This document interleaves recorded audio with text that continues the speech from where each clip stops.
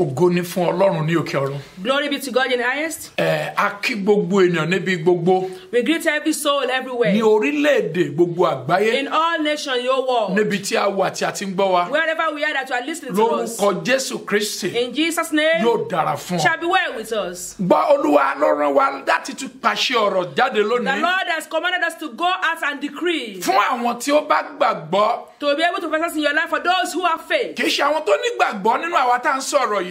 Not those who have faith in us. Bí kò ṣe àwọn tó gbàgbọ́ nínú agbára Jésù. But those who have faith in the power of the Lord Jesus Christ. Ṣé rí àwọn kan à ń fi ogun kan ja àwọn kan nínú ìran tí a wà yìí You lọ́wọ́lọ́wọ́. realize that some people are facing problems in this type of the world. Ogun náà tí ó sì ń ja àwọn ènìyàn yìí ò ní wípé. And the problem is. Àwọn ènìyàn kò mọ ohun tó kàn lọ́wọ́lọ́wọ́ báyìí. People does not know what next. Ogun tó ń fi àsìkò ẹni ṣòfò. That problem is wasting the time. Àwọn ìṣòro ìdààmú tí kò jẹ́ ká mọ ohun tó kàn láti ṣe. Problem that does not know what step to take. A máa gba àkókò ènìyàn. It just wastes people's time. A máa fi wàhálà ènìyàn ṣòfò. It just wasted all our effort. A jẹ́ kí àwọn kan ti sáré kọjá ibi tó yẹ kí ènìyàn ó dé ní It ìgbà will náà. allow you people to run more than where you could have run to. Bẹ́ẹ̀ni ní ìgbà tí wọ́n ń wò kí àwọn kan ti kọjá ibi tó wà. When you are still looking at how to go about it, people have already passed by. Torí pé ogun yẹn ò jẹ́ kó o mọ tó kàn ní àkókò. For this problem does not know the next step to take. A máa jẹ́ kí ọjọ́ orí ènìyàn kó dàgbà ṣùgbọ́n tí kò ní sí èrè. It does make you to go hold, but there's no reward. A máa mú àwọn ènìyàn ṣiṣẹ́ ní ọ̀sán àti ní òru ṣùgbọ́n ìkórè yóò kéré It púpọ̀. makes people to work wholeheartedly, but they won't be able to see any reward. Gbọ́ ọ̀rọ̀ Olúwa ní wákàtí Hear yìí. the word of the Lord this hour. Bàbá rí ẹ̀mí tó mú ọ rìnrìn àjò tí kò ní èrè. There's any spirit taking you through this kind of a journey. Ní orúkọ Jésù Kristi. In Jesus' name, Ó bọ́ nínú ìrìn àjò náà you will be lónìí. delivered today. Ẹ̀mí tó ń darí ayé rẹ.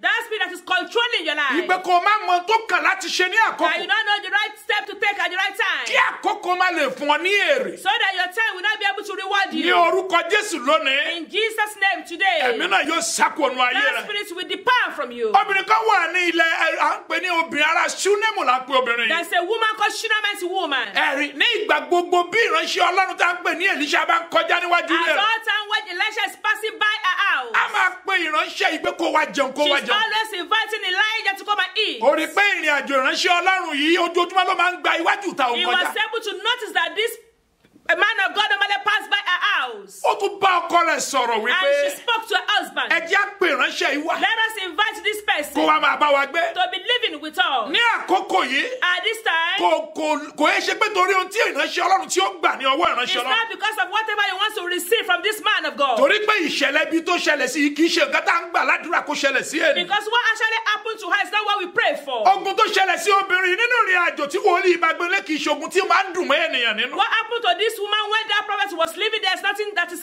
happy to be at all. Ṣùgbọ́n torí ìwà tó lọ kọ́ Olúwa fẹ́ lo àkókò yìí fún wípé àkókò tí a ṣe ológo nìyí. But because of her character, the Lord want to use that time to honor her. Ó pe ìránṣẹ́ Ọlọ́run wọlé kó wá máa bóun gbé. She invited the man of God to live with them. Ní kúkúrú nínú ìrìn àjò yìí ni ọmọ rẹ̀ kú sí. To cut the story short, at this time, she lost her baby. Ẹ̀rí ṣùgbọ́n n kò mọ̀ ní ìgbà yìí wípé Olúwa èyí tó kàn tó yẹ kó òun ó ṣe nìyí. But she didn't know the next step to take us at that time. Ṣùgbọ́n a fi yé ní ìgbà yìí wípé lọ máa gbé àwọn ìgbésẹ̀ yìí. But as at that time, she was being told to take those steps. Ní ìgbà yìí kò wá wòlíì kiri ní àkókò yìí. She wasn't even looking for prophets at this time. Ní ìgbà yìí kò wọ orí òkè láti gùn ní ìgbà She yìí. wasn't even looking for any mountain to climb. Ní ìgbà yìí kò máa lọ sínú ìjọ kan sí inú ìjọ kan ní She àkókò wasn't yìí. going from one church to another. Ṣùgbọ́n ó mọ ohun tó kàn láti ṣe nínú ìrìn But àjò she ayé. knew what next to take step in her Láti journey. lè rí ìgbàlà ní ọjọ́ To be ogun. able to be saved at her old age. Mo gbàdúrà fún ọ ní òní. I pray for you today. Bẹ́ẹ̀ni, ohun tó kọ̀ sílẹ̀ tó yẹ fún ìgbàlà. Whatever that you've forsaken that is worthy of your salvation. Èyí tó yẹ fún àánú kó wá lórí ayé ṣùgbọ́n tí àánú ṣẹlẹ̀ lórí ayé That's rẹ̀. supposed to bring mercy to you, but there's no mercy. Bí o bá ní ìgbàgbọ́ ní wákàtí If yìí, you have faith as at this minute, agbára Olúwa the power of the Lord tó ń kọ́ ènìyàn ní tó kàn that teaches people what to do, láti ṣe. that teaches you the next step to Olúwa take, yóò sọ̀kalẹ̀ fún ọ the lónìí. Lord will descend upon you today. Ìrìn àjò tó rìn tí kò ní ayọ̀ The nínú. journey that you are tracking without joy, Ìṣòro tó bá ní orí ọmọ tàbí ilé or rẹ̀. that problem you are facing over your children or your home, Àwọn ìdààmú tó ń yọ ọ́ lẹ́nu. all those that has been tormenting you, bí ó ti wù kó le tó ní no wákàtí matter yìí, how difficult it is at this hour, ọ̀nà tó yẹ kó o rìn, where you are supposed to journey with, ìgbésẹ̀ tó yẹ kó o gbé, step you're supposed to take, àwọn ìlànà tó yẹ kó o máa là sílẹ̀ fún ara rẹ̀ everything you're supposed to do by yourself, láti rí ògo yìí to gbà. be able to receive this glory. A ó kọ́ ó sì rí ògo The náà. Lord will teach you and you receive that glory. Ọ̀pọ̀lọpọ̀ ló kọ àánú ṣe sílẹ̀. Many people turn away from giving alms and doing mercy. Ṣùgbọ́n lọ sínú ìṣòro kan sínú ìṣòro. But you keep going from one night vigil to other. Ta ni obìnrin yóò bá pè ní ọjọ́ yìí? Who is this woman who would have been called at this time? Ṣùgbọ́n torí pé ó mọ tó kàn fún ìgbàlá ayé But rẹ̀. because she knew the next step to take for her salvation. Ó ti wà nínú tó ń ṣe tó ti mọ́ lára. That's been part of her. That's what she used to do. Ìdí nìyí tó gbọ́dọ̀ béèrè mi àti ìwọ. That's why we need to be able to ask you and I. Kó má dàbí pé ìṣòro ní ìgbà mìíràn yóò máa gba àkókò wa. So that you not just be as if your night vigil will just be wasting your Kó má time. dàbí ìgbà yẹn pé a kàn wà fún ìwàásù nìkan kò ní sí èrè So níbẹ̀. that you not just be as if you are just preaching a lot that without any reward. A gbọ́dọ̀ béèrè pé kí ló kàn nínú ayé mi láti rí You ògo. must be able to ask, what's the next step for me to take for me to be able to receive this glory? Nínú ìwé ọba kejì, In the book of 2 Kings, orí ìkarùn-ún, chapter 5, ọkùnrin kan wà bẹ́ẹ̀ tí a pè ní Námánì. there was a man there that is being called Naaman. Bíbélì jẹ́ ká mọ̀ bí ìbùkún rẹ̀ ṣe pọ̀ tó. The Bible made us to understand how blessed this man was. Torí pé olórí ogun ni. Because he's a great warrior, Ẹ̀rí ẹni tó ní agbára ni. and very powerful. Nípa ti owó wà. Oh, if you talk about blessing, he's fully blessed. Ṣùgbọ́n kò mọ tó kàn. But he didn't know what next to take. Ó ná owó lórí àrùn ẹ̀tẹ̀ tàbí He dàlà. was spending heavily because he had leprosy. Wọ́n gbé lọ sí oríṣiríṣi orílẹ̀-èdè ìletò lágbèkọ́ He fún was ìwòsàn. being transferred from here and there to every nation to be looking for healing. Àìmọye ìpàgọ́ àdúrà ló lọ ní ìgbà yìí. He went to so many prayer meetings, Ṣùgbọ́n ogun yìí kò bá Ọlọ́run pàdé. but still, it was still leprosy. Síbẹ̀síbẹ̀ ìránṣẹ́ yìí kò mọ tó kàn níwájú rẹ̀. He didn't even know the next step to take. Ṣùgbọ́n ara ọmọ kan sí tó jẹ́ ọmọ ọ̀dọ́ rẹ̀ ní ọjọ́ yìí. But there was somebody sent to her that had made. Gẹ́gẹ́ bí ìlànà tí ó gbé ọgá ṣe wà níwájú ṣùgbọ́n ó kà á sí. Just even as yourself, that solution is just there, but you didn't take notice. Bóyá nítorí wòlíì rẹ kò ní agbára tí ó kàn máa ń sọ̀rọ̀ wẹ́rẹ́wẹ́rẹ́ tí ẹni ó jẹ́ kó kọ́ ọ̀nà ẹ̀sẹ̀ ò jẹ́ kó mọ̀ pé agbára Ọlọ́run bẹ tí ó gbọ́ ọ̀la láti ẹnu rẹ̀. Maybe because your prophet is so gentle, you just talk silently, calmly, you didn't believe in him. Bẹ́ẹ̀ni ó ti lọ oríṣiríṣi àwọn bíi ìletò olótùú káàkiri fún ìrànlọ́wọ́ ṣùgbọ́n tó yẹ kó ṣe níwájú Ọlọ́run ò ṣe. You went far and near to seeking for help, but what you're supposed to do before the Lord, you didn't do. Mo gbàdúrà fún ọ ní òní. I pray for you today. Ẹ̀mí tó ra ọ́ níyè. That spirit that does not allow you to realize what to do. Bẹ́ẹ̀ni tí ò jẹ́ kó mọ tó tọ́ fún That you ìgbàlá didn't rẹ̀. know the next step to take for your salvation. Lónìí ẹ̀mí náà yóò kú nínú ara rẹ̀. Today, that spirit will be dead in you. A sọ fún ìránṣẹ́ náà pé kó lọ wẹ̀ ní ọjọ́ yìí. Naaman was being told to go and take a bath. Ó wo inú bí ó faṣọ rẹ̀ ya inú ìbànújẹ́ bá ọkàn He rẹ̀. was so wroth and very angry, very upset Níbo ni odò àwọn abánà wà? that there are many, many better rivers, Níbo ni irú àwọn odò Damascus wà? like the rivers in Damascus. Ẹ̀rí tó wọn lọ wẹ̀ níbẹ̀. You didn't send me to those kind of rivers. Odò Jọ́dánì tó ń rò ní kí n lọ So you síbẹ̀. don't send me to river Jordan, where it's full of smelling. Àrífín irú àbùkù wo ni It's a èyí? great insult. Ṣùgbọ́n má jẹ́ kí n tàn ọ́ jẹ. But don't be deceived. Bí ò bá rìnrìn àjò yìí ní ọjọ́ If yìí, you didn't take through this journey on this day, ẹ̀tẹ́ ò máa gbénú ayé rẹ̀. it will still having that leprosy as today. Tọ́rọ sọ ní ọjọ́ náà wípé Because he said on this day, ṣé bí wòlíì Ọlọ́run lẹ pé but you said it's a prophet of the Lord. mo rò pé yóò gbé ọwọ́ lé mi lórí ni. I thought it was going to lay hands on me, Yóò sì fọwọ́ ra ara mi. and it's going to rub our hands Ẹ̀tẹ̀ on mi me, yóò sì fò lọ. and my leprosy will depart. Ẹ̀rù ọkàn rẹ̀ nìyí. That was his thought on this day. Bí ìwọ náà ṣe rò wípé tó ń ṣe lọ́wọ́ Just as you nísinsìnyí, are thinking that whatever you are doing right ó now ní ọ̀nà fún ìgbàlà rẹ̀. is the way to your salvation. Ṣùgbọ́n ó ti wà ń bẹ̀ bí ogún But ọdún. you've been there for about 20 Ó wà ń bẹ̀ years. bí ọgbọ̀n ọdún. You've been there for about 30 Ó wà ń bẹ̀ years. fún àìmọye You've ọdún. been going through this for Ó many, many tí ì rí years. ojútùú ọ̀rọ̀ And still yìí. there's no solution. Gbọ́ ọ̀rọ̀ Olúwa ní Hear òní. the word of the Lord today. Bẹ́ẹ̀ni agbára tí ó fún ọ ní ààyè láti mọ tó kàn. Father, we allow you to know the next step to take. Tí ò ní jẹ́ o kú sínú ìṣòro àti And not ìdààmú. allow you to die in this problem. Tí ogun ọmọ yóò fi ní borí rẹ̀. That all this problem will not overcome Tí you. ogun ilé ọkọ ò fi ní borí That the rẹ̀. problem of your matrimonial home will not Tí overcome ogun you. iṣẹ́ ò fi ní borí That rẹ̀. the problem of your workplace will not overcome Tí you. ogun orílẹ̀-èdè ò fi ní Oh, borí that rẹ̀. the problem of the nation will not overcome Ní you. orúkọ Jésù In lónìí. Jesus' name Mo today. pálàṣẹ ní orúkọ Olúwa. I decree in the name of the Lord Jesus Ọ̀yá rìn Christ. wọnú ògo lọ lónìí. Go into your glory. Ogun ìjà onígbàgbọ́ tó pọ̀. This is too much for Christians. Àmọ́ tó kàn mọ́. We don't know what is next to do. Ẹjọ́ ẹ kó máa gbálẹ̀ àdúrà kájí rẹ̀ Someone nìyẹn. that's supposed to be sweeping the churches A kò ní ìlú oríṣiríṣi a máa lọ sí ìletò láti máa wá àwọn wòlíì will kiri. not keep going here and there to be seeking for prophets. Ẹni tó yẹ kó máa ran àwọn ènìyàn lọ́wọ́. Someone that's supposed to be helping others Kí so ogun ayé rẹ̀ lè tètè ṣẹ́. that they can see solution to that problem. Ó fi àánú sílẹ̀. that depart from doing that ìṣòro ní ìgbà gbogbo. and keeps going to night vigil Ó everywhere. jẹ́ kí àkókò máa lọ máa wo ènìyàn So lọ́wọ́. this is wasting people's time. Mo tún gbàdúrà ní ẹ̀kan sí. I pray once more Ní orúkọ Jésù in Kristi Jesus' ti name, Násárẹ́tì Jesus' lónìí. name of Nazareth. Ayé rẹ yóò gba Oh, ìtúsílẹ̀. your life you have deliverance. Tàbárí ohunkóhun If there's anything tí ò jẹ́ kó mọ ọ̀nà that does not allow you to tó know kàn the fún ọ way, láti rí so ògo that's the next step to take. ní to orúkọ glory. Jésù Kristi. Oh, in Jesus' name of Ogun Nazareth. náà lónìí That problem yóò today, ṣẹ níwájú the rẹ. Lord will conquer for you. Àwọn ọmọbìnrin Selofíádì ńkọ́?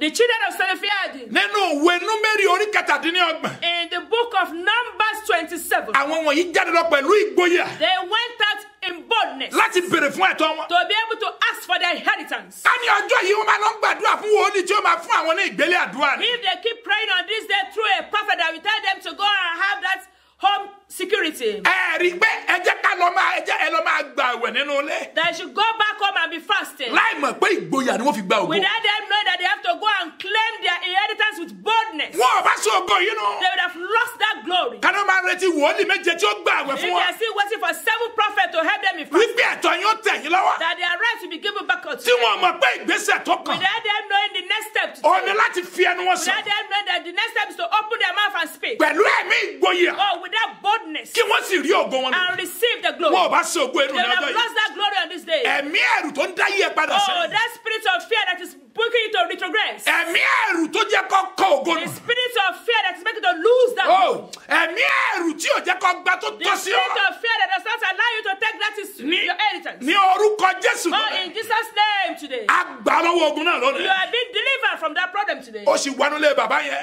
And then you went to that man's house. Ẹ̀mí yẹn ni kò máa gbé bẹ̀ lọ. That spirit should continue to live there. Péye bíbẹ̀ ni brọ́dà ẹ gbé ní ìgbà kan That's where your brother was living. tó fi kọ́lé tirẹ̀. But when he built his own property, Bí ìlànà ayé tí o bá gba ti brọ́dà rẹ yẹn if mọ́. your own journey does not look like your brother, Ó sì wà nínú ilé yẹn náà. and you are still in that house, Ó wò ó pé ló ló fi gba owó and ló fi gba ilé. you are not considering the amount of money to use in renting a property. Ilé tó tiẹ̀ tí gbò tí ṣírò pé láàrin ọdún ká dúró owó ni màá fi The gba ilé. property that you've not even rented, you are not calculating how much it cost you a Ó year. wá ń gbénu ogun síbẹ̀. So because of that, you are living in that problem. Wọ́n ẹ̀mí tó ní ọmọ agbé agijù. That spirit that sent you to go and live in the wilderness. Ẹ̀mí tí ń gbé agijù fún ọ ní The ààfin spirit ọba. that is calling you wilderness and says a palace. Wọ́n ní orúkọ Jésù In lónìí. Jesus' name today. Agbára tí ń múni jáde The tipátipá. power that will pull you out by fire. Bẹ́ẹ̀ni kúrò nínú ogun sínú ògo. Oh, coming out of your problem to glory. Ṣé alábàápàdé agbára náà lónìí? Receive that power today. Ọ̀pọ̀lọpọ̀ ìrìn àjò tí bàbá rẹ̀ rìn. Many journeys that your father went on. Bóyá tí a fi gbà wọ́n là ní ìgbà yẹn. Maybe he was being delivered on that day. Ó rí ó làwọn náà fẹ́ mú ọrùn nísinsìnyí. That's the journey they want to take you through now. Lọ́jọ́ tó tí ní kò sí ìṣẹ́gun But níbẹ̀. since the day you've been working on that journey, there's no victory. Ṣùgbọ́n ẹ̀mí tí ó fún ọ ní ẹ̀mí wípé kí lèmi kó ṣe tí ayé mi ò fi dára. But the spirit that will tell you the next step to take, Ó tí ì jogún ẹ̀mí you yẹn. haven't inherited that spirit Ó yet. wá ń wo wípé bá ó dára fún bàbá mi kí ló tí ìyá ń jẹ And ìmí you are báyìí. now meditating in your heart, but it's better for my daddy. Why am I in this problem? Ó lè béèrè fún tó kàn ní ọkàn rẹ̀ ni. Oh, can't you just ask for the next step to take? Ó mọ tó kàn fún ìgbé ayé Don't rẹ̀. you know the next step to take? Wọ́n ohun tó kàn tí ayé rẹ̀ ó fi dára. The next step to take for your life to turn around. Ohun tó kàn tí àwọn ọmọ rẹ̀ ó fi rí ògo lò. The next step for your children to receive the glory. Ohun tó kàn tí iṣẹ́ ìránṣẹ́ rẹ̀ ó fi bú The jáde. next step for your ministry to boom. Ní orúkọ Jésù Oh, Kristi. in Jesus' name of Nazareth. Lónìí ó rí àánú náà gbà Today lónìí. you receive that mercy. Tàbárí agbára tó ń rìn ọ́ If mọ́lẹ̀. there's any power that is pinning you down, Ẹ̀bẹ̀ ni agbára tó ń rìn ọ́ if mọ́lẹ̀. there's any power that is pinning you down, Tó sọ fún pé o gbọ́dọ̀ gbé ìgbésẹ̀. that say that you must not take that step, Ó yẹ o ti kúrò níbi tó wà you are tipátipá. supposed to have moved from that place. Ó yẹ kó ti jáde kúrò ní You're ogun supposed yẹn. to have moved out of that Ó problem. yẹ kí ogun yẹn ti di ìgbàgbé. You're supposed to have forgotten that problem. Ṣùgbọ́n ò mọ tó kàn. But you don't know the next step to take. À ń fi àkókò rẹ̀ You're ṣòfò. just wasting your time. Wọ́n fi ọjọ́ orí rẹ̀ You're ṣòfò. wasting your age. Ìlànà àwọn mìíràn ló ń rìn. You're following other people's ways. Wọn ò jẹ́ ọ̀rántí tí ó gbé ayé They rẹ̀ didn't dá. allow you to remember what you promoted. Bí Olúwa bá ń bẹ tí ẹ̀mí ẹ̀ If sì the wà. Lord liveth, Àánú lónìí. mercy Tí ó mú today ọ jáde that will pull you out kúrò níbi tí a kàn ọ́ mọ́. from where you have been pinned down, Níbi tí kò sí èrè. where there's supposed to be no reward, Níbi tí ìkórè rẹ̀ ti gbọ́. where you have that labor, Níbi tí àwọn ènìyàn ti jẹ́ kó rí èrè. and people does not allow you to see the reward. Agbára yóò mú ọ jáde bẹ́ẹ̀ That lónìí. power will pull you out today. Agbára yóò mú ọ jáde bẹ́ẹ̀ That lónìí. power will pull you out today. Àwọn mìíràn ti bá obìnrin bíi Atalíà pàdé. Many people already met up with Atania Torí pé ègún wà nínú ìdílé rẹ̀. because there's curse in your family. Rántí pé nínú ìwé ọba kejì orí kọkànlá. Remember in the book of 2 Kings chapter 11, Atalíà ta pè ní ọmọ Hárábù. Atalia, the daughter of Ahab, Èjì atọ́látọwọ́ Jésíbẹ́ẹ̀lì wá. that was being trained from Jezebel's Ó house, fẹ́ ìránṣẹ́kùnrin kan. got married to a particular man Tí a pè ní Chronicle In the book of 2 Chronicles, orí ìkọkànlélógún chapter 21, tó bá ka ní àti ẹsẹ̀ ìkẹfà bọ̀ wá you sísẹ̀. read from verse 6 downwards. Ó ní ìránṣẹ́ náà ṣubú níwájú Olúwa Oh, that person shall fall before the Lord, nítorí kó fẹ́ ọmọbìnrin Árámù. because she married the daughter of Ham. Bẹ́ẹ̀ ni bí ẹ bá wà ní abẹ́ ìdè If you are under any problems, tó o bá ń bá àwọn tí a ti fi ìdè bájà if you are working with those that are in bondage, àwọn tí ọ̀run ti tì fún all those that the heaven has been sealed up, bó o bá máa tó kàn if you do not know the next step to take, ọ̀rọ̀ wípé o wà ní ojú ọ̀nà ni you will think that if you are still on the way, ọkàn rí ó balẹ̀ ó ní kò sí and ìṣòro then you will be contented with whatever you are going ó through. ní mà pé ogun wà You will níwájú not know that there is problem before you. ẹ̀mí àfarawé Oh, you are comparing yourself with others. ẹ̀mí pé mo bá wọn bí kájọ máa ṣe Yes, so that yes, I made them, then let us join together to do it. ẹ̀mí ẹnìkan ti ṣe ni ó da fún yẹ kó da Someone fún has ẹ̀mí done it before, and that's why I must be said. nígbà tó mọ tó kàn When you don't know the next step to ẹ̀mí take, náà kò fi ayé ẹ lẹ may lónìí that spirit come out of you today. ẹ̀mí náà kò fi ayé ẹ May lẹ that lónìí spirit depart from you wo today. ọ̀rọ̀ yìí lọ sí òpin báyìí This word is coming to an mo end. fẹ́ kó gbọ́ ọ̀rọ̀ yìí pẹ̀lú I ìgbàgbọ́ want to hear this word with faith. bàbá rí ogun If there's any tó ń problem jẹ yín nínú ìdílé that is stopping you in your family, tó máa ń jẹ́ kẹ́ ẹ máa rákò nínú that ogun is making you to crawl in problem, bẹ́ẹ̀ ni tí èéfín ní orí ọ̀fẹ́ àti that does bọ́ not give you the grace to be delivered. bí Olúwa bá ń bẹ If the Lord leadeth, tí ẹ̀mí rẹ̀ sì wà and his spirit leadeth, bí ogun àwọn ẹ̀gbọ́n Jósẹ́fù ò bá borí ẹ̀ if Joseph was unable to overcome by his brothers, gbogbo ogun tó borí ògo rẹ̀ every problem that is covering your glory, èyí tó borí ayọ̀ rẹ̀ that is covering up your joy, èyí tó sọ ìrìnàjò di agijù that has made your journey in life to be that of the wilderness, ní orúkọ Jésù in Jesus' ó yá name, ogun náà kò wọlé lónìí. may that problem be conquered today. ọ̀pọ̀lọpọ̀ owó tó ń ṣe ó yẹ kó ti pàtì tipẹ́tì. Many business that you are embarking upon is supposed to have come out of it for a long time. olójẹ́ kó máa jẹ gbèsè níbẹ̀. That's the reason why you are keep on owing. You are in debt. bẹ́ẹ̀ ni wọ́n wò pé àwọn èèyàn máa sọ wípé ó bá ti pa kí ni tí kò bá tajà. But you are just thinking of what people will say that you've already closed up that business. kí ló kàn ọ́ pẹ̀lú ògo ayé rẹ pẹ̀lú àwọn ènìyàn. Which one is your own with what people will say? ibi tó lọ tira rẹ yẹn máa yẹ tí ẹ̀rú mo yẹ kó o ti jáde kú omi ẹ̀ ti Wherever pẹ́. you lock up yourself, you're supposed to have come out of it very long time. wá ń gbàdúrà tí kò ní gbà látijọ́ yìí. You keep praying, and that prayer has not been answered. kí ló dé tó o béèrè fún ẹ̀mí tí ń tọ́ni sọ́dọ̀ fún Why ọ̀nà. don't you ask for spirits of direction? ní orúkọ Jésù In lónìí Jesus' name today, ọ̀nà tó dí mọ́. that door that has been closed, bẹ́ẹ̀ ni tí ò jẹ́ ọmọ tó kànú that you ayé. don't know the one step to take, bẹ́ẹ̀ ni ìlànà tó sọnù. everything that you've lost, èyí tó mú ọ ṣìnà níwájú that has Olúwa. made you to miss it before the Lord. bẹ́ẹ̀ ni ohun tó ń ṣe Whatever you are doing, tí ò jẹ́ ọmọ bíi tí àánú wà. that does not allow you to know where there's mercy, èyí tó jẹ́ kí àánú lé lórí that ayé. has make mercy be so difficult in your ní life. orúkọ Jésù Oh, lọ. in Jesus' name today, olùmọ̀nà ni Ọlọ́run the wa. Lord is the one that can direct. ó yẹ kó fi ọmọ ọ̀nà May yọ. the Lord direct you today. tàbárí gbogbo ẹ̀mí. If there's any spirit tó ní ìkórè rẹ̀ làwọn máa that bàjẹ́. say that they want to attack your reward, tàbárí ẹ̀mí. if there's any spirit tó ní ògo tó wà nínú rẹ̀ ò ní that sọ. says your glory will not speak for, tàbárí agbára. if there's any tó power ní wọ́n máa jẹ èrè rẹ̀. that says you continue to eat up your reward, tàbárí ẹ̀mí tó ní kó kú if sínú there's any ìyà. spirit that wants you to die in poverty, tàbárí ẹ̀mí tó ní kó kú sínú if there's ọ̀ṣì. any spirit that wants you to die in poverty, tàbárí ìrìn àjò tó bá àwọn if ènìyàn. there's any journey that you've walked in the past, èyí tí ò jẹ́ ògo rẹ̀ ó that yá. does not allow your glory to come ní to orúkọ Jésù you, in Jesus' name of agbọ̀rùwà Nazareth, kó tú ọ sílẹ̀ may lónìí. the power of the Lord deliver you today. ẹlòmíì gba iṣẹ́ tí ò yẹ kó gbà. Some people, they've already took up that employment that they're supposed to take. a ní tó ń bá fi eléyìí lẹ̀.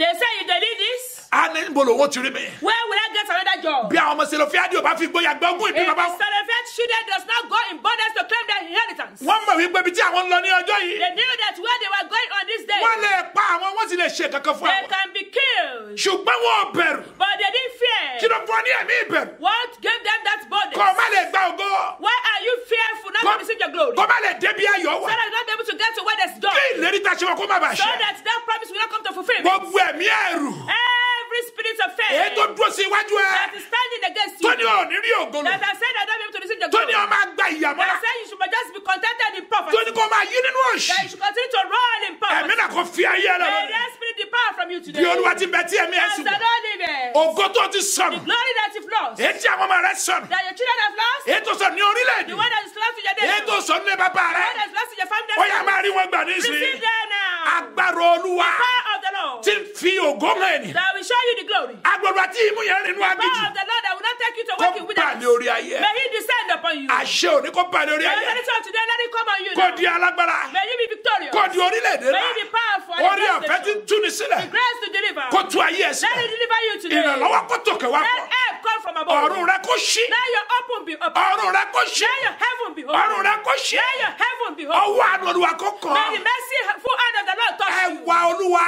The beauty of the Lord tó wà ní ara ẹni. that is in people. tàbí wu gbogbo ẹni. That everybody will love them. tàbí wu ọba orílẹ̀. That the kings will love you. tàbí wu àwọn ìjòyè. That all the princesses will love tàbí you. wu gbogbo ènìyàn That the yẹ. whole world will love you. ẹwà Olúwa náà The lónìí. beauty of the Lord Kó wọnú today. ayé lọ. May you come upon your life. agbára tí ó ṣe ojú ẹ. The power of the Lord. èyí tí ó ṣe That etí will ẹ. open your eyes, open your ears. èyí tí ó kọ ẹsẹ̀ rẹ bó ṣe. That will teach your feet how to walk. tó òbí ní kú sínú So ogun. that you will not die in that problem. lórúkọ Jésù In Kristi. Jesus' name. Olúwa yóò fi hàn ọ́ May lónìí. the Lord show you Ó ti today. di aṣẹ́gun. You are victorious. ó ti di iye You mọ́. are victorious. bẹ́ẹ̀ ni ó sì And rí. you are saved. kò sẹ́ni tí ó yí So padà. shall it be. Jésù You Olúwa never wa. be reversed. In Jesus' name we pray. Amen. Amen. Amen. Amen. Amen.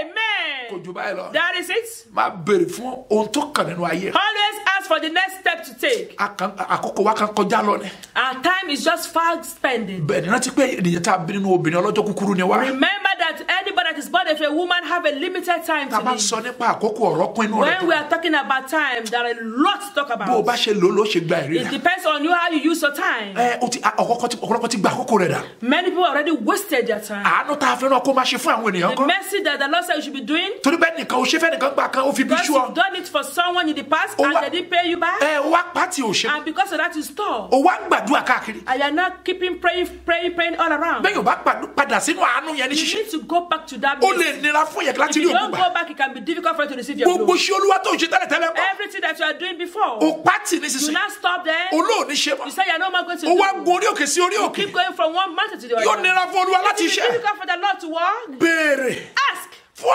èyí tó yẹ for the next step láti ṣe you need to take láti rí ògo gbà. to receive that glory. iṣẹ́ òru ó lè má kápá rẹ̀ ní ìgbà mi. Your night vigil might not be enough. bí àwọn sọlẹ́fíàdì Just like the children of Silophia. dábàá lọ ṣe iṣẹ́ òru If lásán. they keep on doing night tí vigil, wọ́n kàn lórí òkè sí orí òkè. if they keep on going from one mountain to ẹ̀rí another, Mósè ó ti fi àṣẹ lu òfin tó ṣe. Moses will have sealed that ó law. tiẹ̀ ṣe fẹ́ tó ṣe òfin yẹn kó ti kú ní ìgbà yìí. Maybe even the person who made that law must have been dead as at kó that má ṣe time. orí ọ̀fẹ́ láti yí padà bí tọ́jọ́ Maybe yìí. there's even no grace to turn it ṣùgbọ́n around. wọ́n rí i pé ẹnu àwọn àti ẹsẹ̀ àwọn. But they were able to see that their mouth and their feet, làwọn fi gba ògo àwọn. that's what they need to receive the torí glory. pé wọ́n mọ tó kànú ayé. For they knew the next step to take. ìyá mi tó wò mí nílẹ̀. My mother's at home, bàbá mi tó wò my nílẹ̀. father's at home. òní tún lọ́nu ọjọ́ ayé Today ẹ̀. has gone again. má jẹ́ kí wọ́n gba àkókò It ẹ̀. has been minus from your age. má jẹ́ kí wọ́n gba àkókò Don't ẹ̀. allow them to waste your má jẹ́ time. kẹ́nìkan sọ fún ọ pé Do not bàbá yìí. allow anyone to tell you. ìdí tó nílò ọlọ́run nìyẹn. That's the reason why you need Jesus kó máa Christ gbé inú rẹ̀. to be in you. wọ́n ní ẹ̀kan ṣiṣẹ́. Hear me once more. láti òní lọ. From today, ó tún ṣìnà mọ́. you won't be misled anymore. bẹ́ẹ̀ni láti òní lọ. From today, ẹ̀mí mọ́ yóò máa darí Holy ẹ̀. Spirit will direct you. ayé rí òní bọ́ sọ̀rọ̀. And your life will not be lost. bẹ́ẹ̀ni ó rí o. So shall it kò be. sẹ́ni tí ó yí No padà. one will reverse it. jésù olúwa wa. In Jesus' name. Amen. Amen. Amen.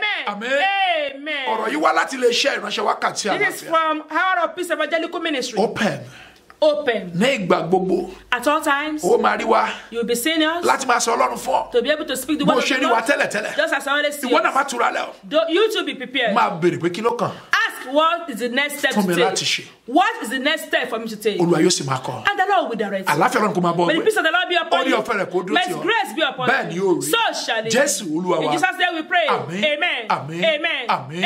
Amen.